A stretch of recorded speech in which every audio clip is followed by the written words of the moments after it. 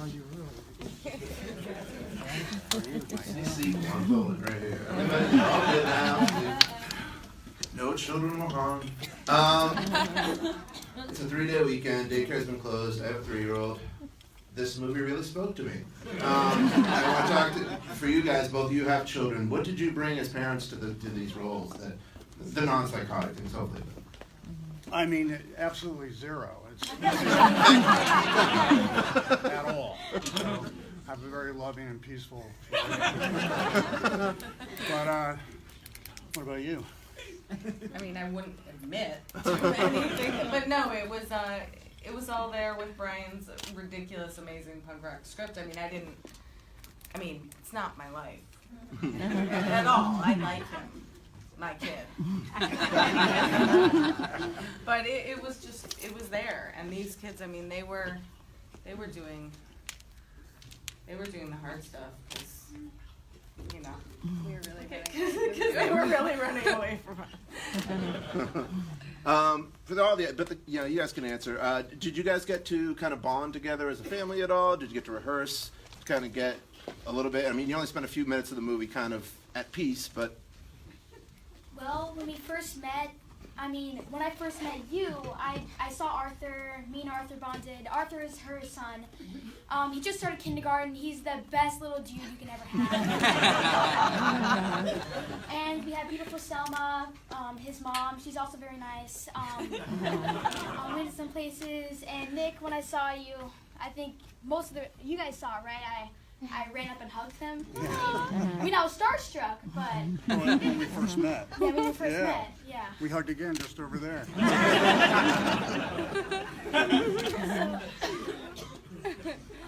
Can you repeat the question? I'm sorry. So did you guys get a lot of time to sort of bond with each other before you started filming? Before, I would say not completely. I feel like most of the bonding happened on set. I mean, we were kind of stuck in that house probably, 14 hours a day? So a lot of bonding in between scenes. I would say a lot of the time in between the crying and screaming, we were laughing. So that would be my memory. It would be like laugh, laugh, laugh, joke, joke, joke. Okay, on it. And then you're like screaming, crying, running, like falling, and you just have to go. So, yeah, no, I definitely think we bonded. Yeah, you hated me, because all I would do was laugh all the time. Well, there were some times where I was like, okay, Selma, you need to, like, leave, because I cannot see you right now. You're making me laugh, and I have to cry. And, yeah, but you know what? That makes us bond. So, there you go. Yeah, and this script just put me in a good mood.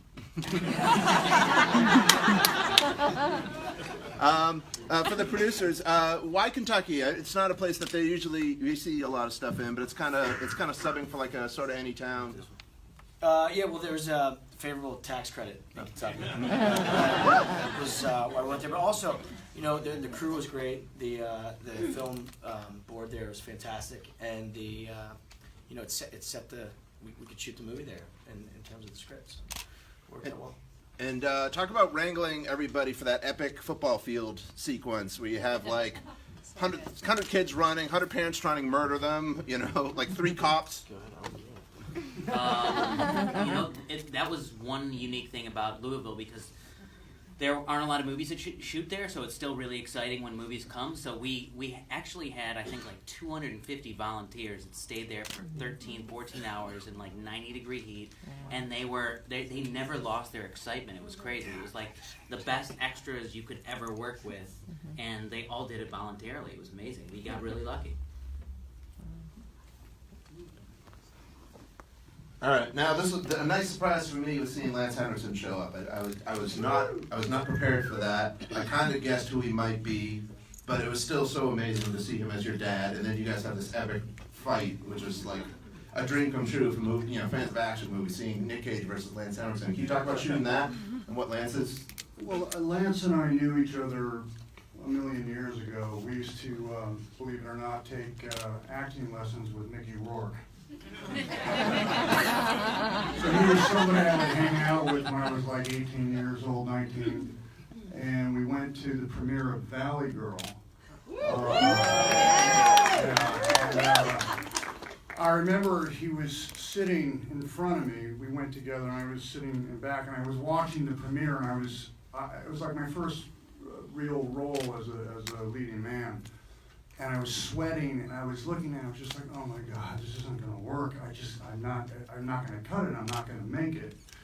And then at the end of the screening, the lights came up, and Lance kind of saw that I was uncomfortable, and he said, do you have any idea what kind of actor you are? And I said, no, I don't. He said, it was amazing. And then I felt this wave of relief come over me because I trusted his judgment so much. So when that happened, and then when Brian said he was going to cast Lance, it was like a reunion of sorts, and he was playing my father, so it was great to see him again, and I think that kind of added to when he stabs me in the movie, it adds to the angst and the pain, like, hey, you're not only my dad, you're my best friend, and you're stabbing me. So it was a great bit of casting to have him play my dad. And you guys have that great scene somewhere around the middle of the movie. Nick kind of gets the angry sort of, this is what sucks about being a parent. You get the more quieter, subtle one. Talk about shooting that scene. It's a great monologue. And I don't know if you brought anything to it, or was it all there? Was it as written, or did you?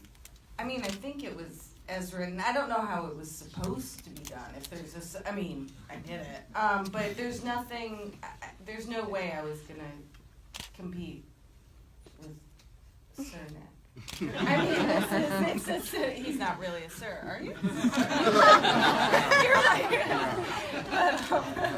The night is young. But it just was. I mean, maybe I guess that was the natural energy that came out. I mean, I was pretty downtrodden at that. I mean, I was pretty disappointed in life, and we just have different energies, as our characters. But yeah, I mean, I'm pretty downtrodden sounding right now. I'm fine. All right. Zach and Anna, talk about your stunt work, because you guys get to go through the ringer in this movie. I assume you had stunt doubles at some point, but I never noticed them. You guys seem like you did a lot of that stuff yourself. No? Actually, I decided to do my own stunts because, well, I mean, I'm already jumping all over the place already, so why not? My parents had to deal with that already. I mean, the movie, it's useful, but at home, really not. Yeah, I did my own stunts. It was actually kind of fun. Yeah. But I felt bad jumping over that car. That was a nice car. I feel like it's always the most fun to do your own stunts. I mean, we didn't fall down the stairs like Damon in the movie. I wouldn't opt for that one. But like falling down the hill, that kind of thing, totally down. Definitely got bruised up and stuff. But I always hate when they want you to rehearse a stunt, because I'm like, okay, how are we gonna really rehearse this? I mean, how realistic is this really gonna be if we're rehearsing a stunt? So I'm just like, let's just shoot it and see what happens. So that's kind of how I got hurt. That's how you... And then you end up with bruises and scratches, but hey, it's real. So that's all that matters. And what do you guys' parents think of the movie? Have they seen it? I assume they've seen it. No.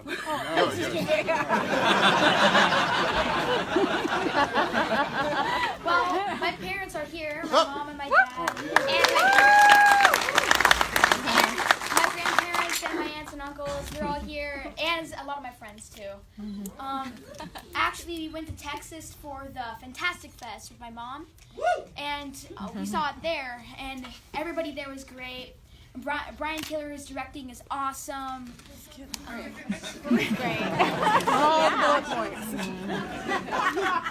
Yeah, no, I mean, my mom loved it. I don't know. I told her this is not like our life, so that's all. We're a different family, and that's the beauty of movie making. So my parents don't care. They're fun. They're good. And my son has no desire. Speaking of Brian, I wish you would see it. You've worked with him before. Completely different energy for this kind of movie. That's a big superhero thing. This is very small. What was your relationship working with him? How did it change at all? No, it was pretty much the same, except Mark wasn't on this one. But Brian and I have a shorthand when we work together. I think we both know where we can go. I kind of know what he wants in terms of performance, and he also knows where I like to go. He gives me a lot of liberties when I'm filming. For example, the pool table scene. The Hokey Pokey wasn't originally in that script. But the Hokey Pokey is one of those songs that I take great umbrage with. Because when I was in elementary, kindergarten actually, they would make us all line up and go around in circles and sing the Hokey Pokey. And I very quickly realized at that bright young age of 5 that this was one of the songs that the Bureau of Education decided to design to separate the discoordinated children from the coordinated children. Not that I was discoordinated, but I had some discoordinated friends, and I really wanted to protect them, so I get really pissed off. They make me do this stupid song again, and so when we got to the pool table scene, because that was sort of the maximum, I guess the apex of Brian's frustration, I just went right back to kindergarten and brought the Hokey Pokey in. And as a result, we now have the greatest soundtrack credit of all time, Hokey Pokey, performed by Nicolas Cage. When is the soundtrack coming out? I didn't say, that wasn't really in the credits. Yes, it was. I would have taken a picture of it if I wasn't the one telling everybody not to take their phones. Well, I think I'm rather proud of that. Yes. I think all the children have to sing that stupid song in kindergarten. If they ever see this one day, they'll know what I'm talking about. I'll let you guys have a couple questions. Anybody have any questions for you guys? Yes, your hand. Hey, my question's for Nick. Hi. So you kind of pioneered this like almost Western kabuki style of acting. So I was wondering if you were able to kind of channel that in this movie and or how you got in the mode for that. Yeah, absolutely. I'm glad you remembered that, Western Kabuki. I said that in an interview about 20 years ago. I always felt that naturalism was a style, and that what you can do in one art form, you can do in another art form. So it's like an art synchronicity. So like, this is a long way of answering your question, but like I would see like different paintings, like Edgar Munch's The Scream, or Andy Warhol's pop collages of icons. And I thought, well, if he can do that, how can we do that with performance? And so I wanted to try to push boundaries and get to a place of surrealism, and it's not really all that surreal because I see people acting like that on the streets right outside in Hollywood.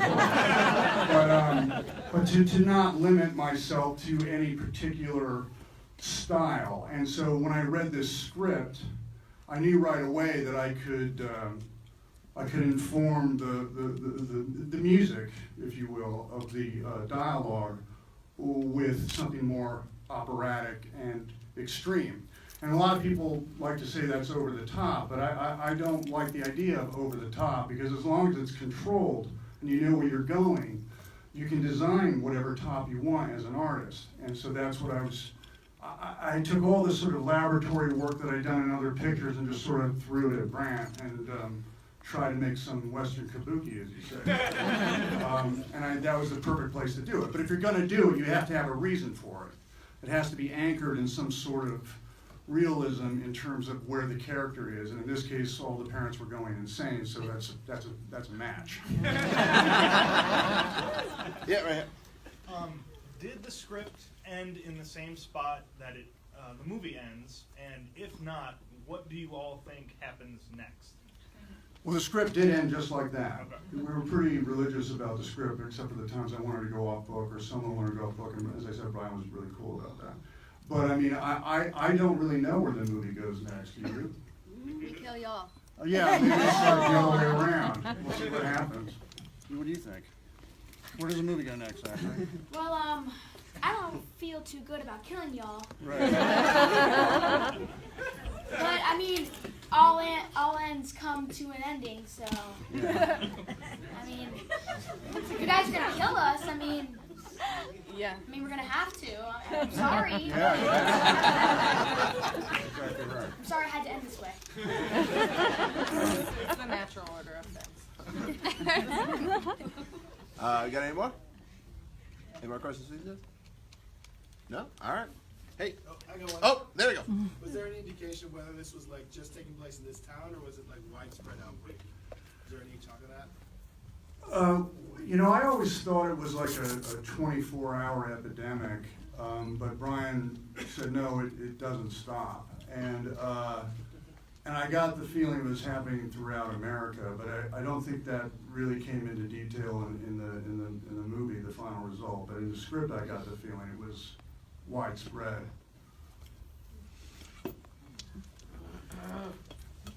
And Hi. Is some hammers in? Yeah, right there. Oh. He's right there. Oh. I'm half Filipino, I'm half Italian, and my grandparents came from the Philippines. And my grandparents, they were starving for like most of their lives until they came into America. And my grandpa had to resort to eating newspaper until he was in like his early 30s. Until he came to America, and my grandma came here, and she got a job like just being a hostess at a restaurant and stuff.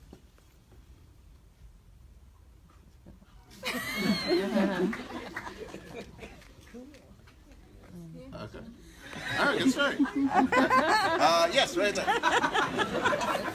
Is that, hi. Yeah. you- No, right. Oh, yeah. Go in the back. We'll get you after. Yeah. Can you tell me what the inspiration for the script was?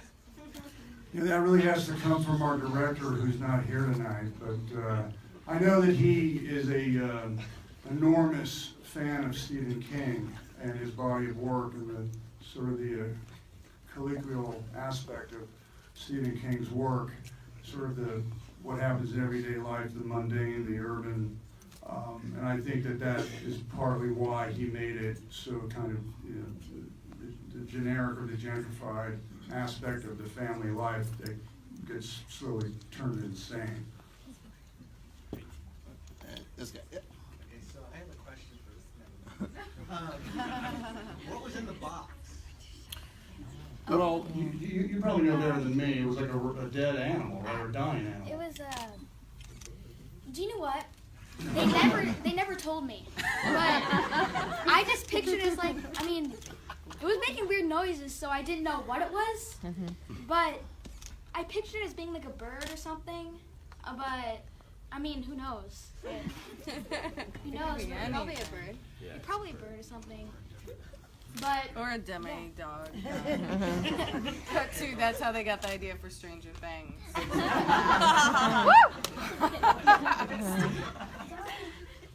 All right. Okay, now we got come on. Yeah. This is kind of an involved question for all the actors here. A lot of times when actors go into characters, they tend to take aspects of themselves and put it into the character.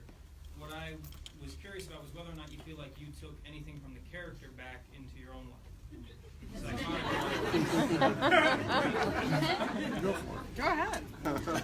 You have the Well, floor. the feeling of being chased by somebody is probably really good if someone's chasing me in real life.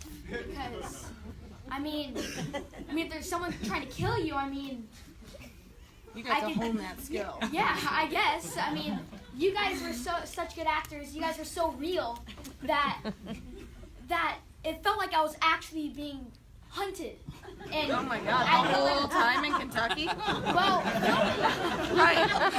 and And you went partly, home at night. and partly before scenes, but But then you let it go. Like when we were swimming and stuff. Oh, like yeah, with yeah, Arthur, yeah, you yeah, were yeah. totally cool. yeah, that was fine. Okay. But I mean, I took that feeling from the movie and kept it for my own personal use. So he's gonna run like hell next time he sees a little crazy in the eyes. So he's good. Okay, one more. Someone other hand. Yeah. This is a question just for the entire cast. Basically, if the opportunity arose in the future, would you work with Brian Taylor again? 100%. Yes, Yeah. 100% would be thrilled. Easiest, great working experience. Yes. All these people, but Brian, whoa, yeah. Yeah, absolutely. And this is my second sophomore effort with him, and I would do anything that Brian wants to do. Yeah, so for sure. You had your hand up. You Oh. had a question, didn't you?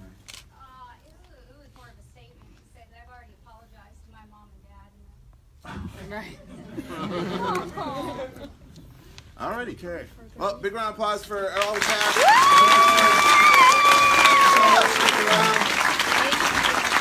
Again, the movie comes out this Friday on VOD, Visual State Theater. So if you enjoyed it, tell your friends, check it out, and keep an eye on the Screenfest page for more screenings that are coming up. Thank you guys so much.